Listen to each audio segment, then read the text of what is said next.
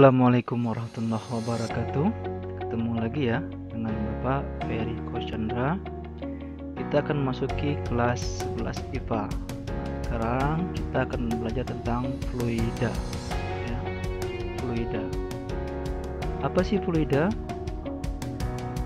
Setelah mempelajari materi pada bab ini, diharapkan kalian mampu menganalisis, menginterpretasikan, dan menyelesaikan permasalahan yang terkait dengan konsep dan hukum-hukum pada fluida statis dan fluida dinamis, serta dapat menggunakannya dalam kehidupan sehari-hari. Biasanya, kata kunci dari bab fluida ini yaitu ada fluida, viskositas, hidrometer, tekanan, kapilaritas, dan kontinuitas. Nah, ini adalah peta konsepnya. Dalam bab fluida itu ada fluida statis dan fluida dinamis. Fluida statis itu adalah tekanan hidrostatis, dan gaya hidrostatis, hukum Pascal, dan hukum Archimedes. Kemudian untuk fluida dinamis itu adalah viskositas, hukum Poiseuille, hukum Stokes, dan asas Bernoulli. Nah, dua-duanya ini nanti akan kita lihat penerapan fluida statis dan dinamisnya. Masuk ke fluida statis dahulu. Ini adalah fluida yang tidak mengalami perpindahan bagian-bagiannya. Pada keadaan ini, fluida statis memiliki sifat-sifat seperti memiliki tekanan dan tegangan permukaan. 1. Tekanan hidrostatis.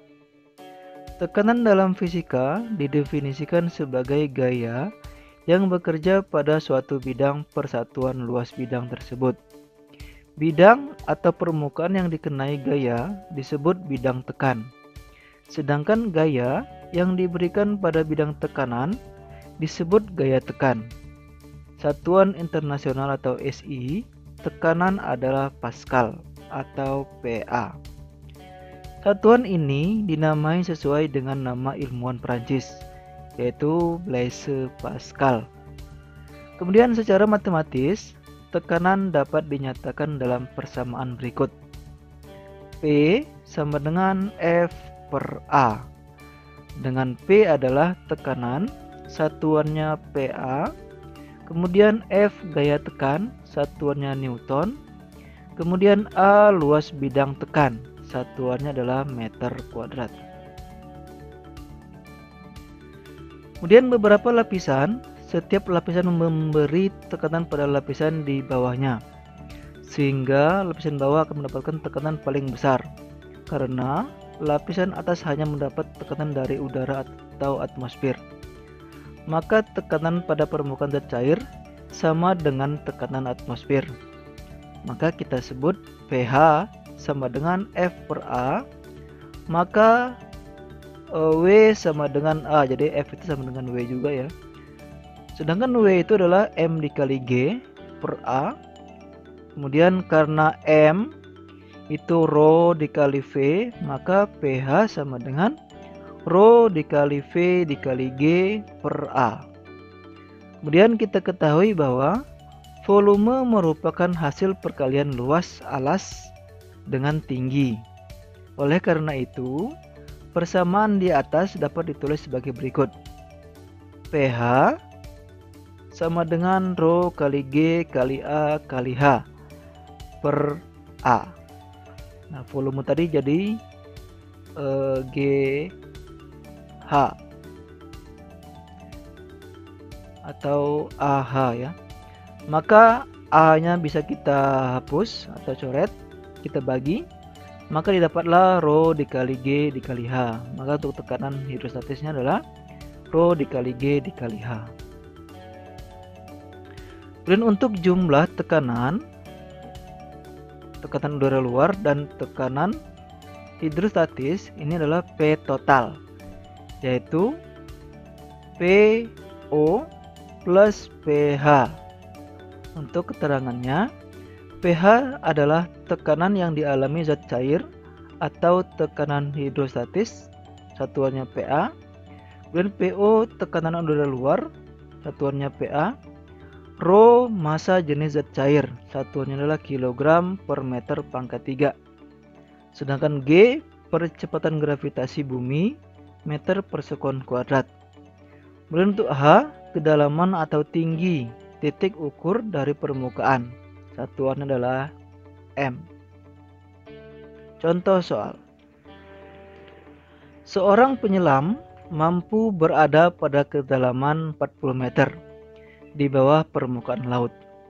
Jika massa jenis air laut 1,2 gram per cm pangkat 3 dan percepatan gravitasi 10 meter per sekon kuadrat, maka hitunglah besar tekanan hidrostatis yang dialami penyelam.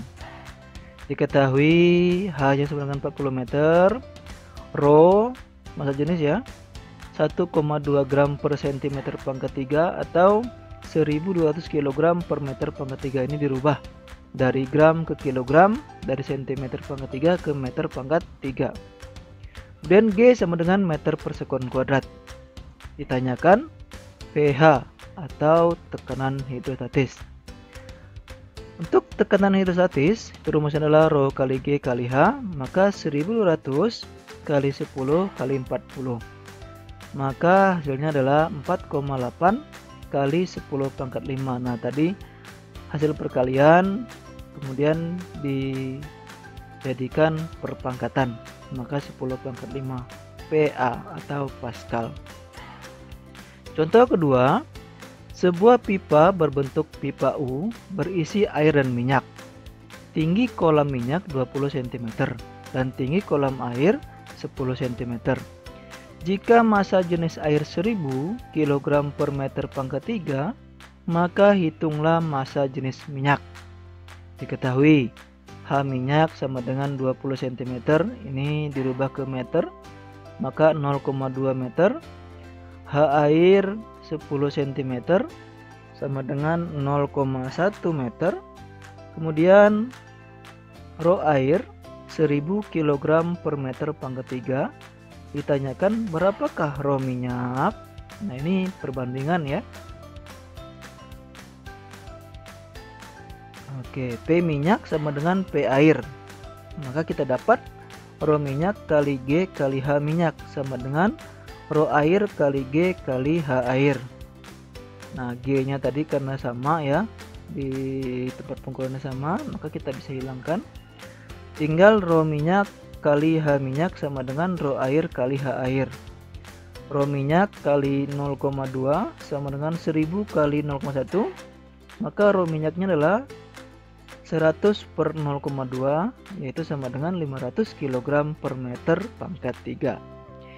Itu adalah contoh dari hidrostatis dan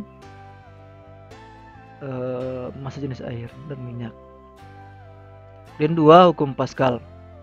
Hukum Pascal menyatakan bahwa tekanan yang diberikan di dalam ruang tertutup diteruskan sama besar ke segala arah.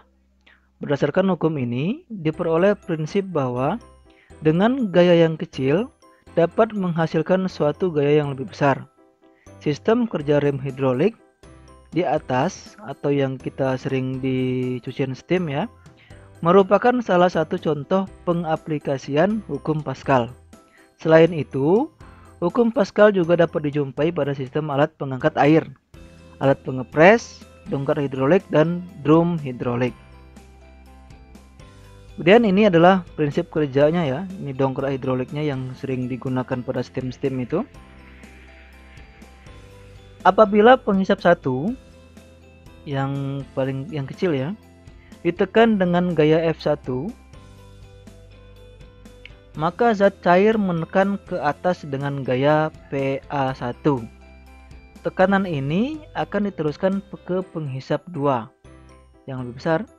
Kemudian PA2, karena tekanannya sama ke segala arah, maka didapatkan persamaan sebagai berikut.